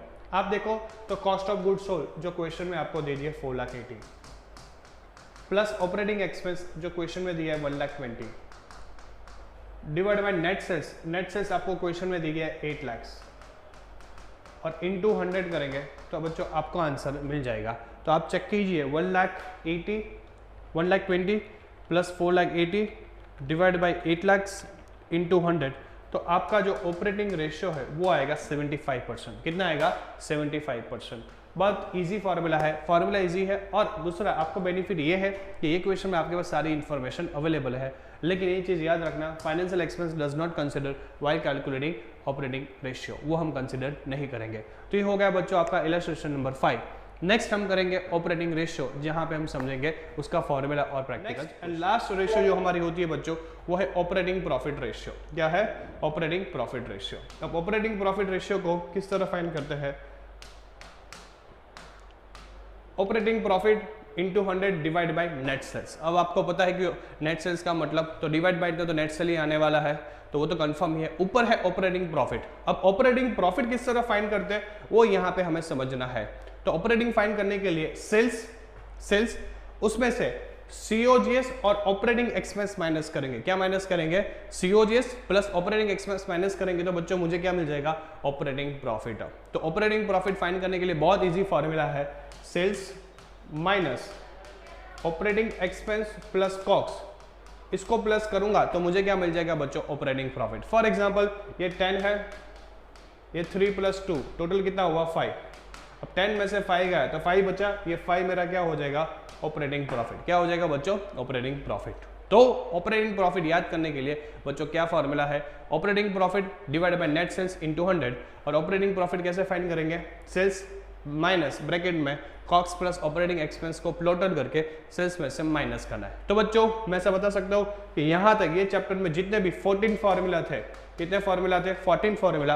ये 14 फॉर्मूला मैंने आपको समझा दिया है। अब इसके रिलेटेड इंडिविजुअल सम्स हम क्या करेंगे बच्चों? डिस्कस। तो आपका फंडा क्या हो जाएगा? क्लियर। अब बच्चों लास्ट क्वेश्चन है हमारा इलस्ट्रेशन नंबर 8।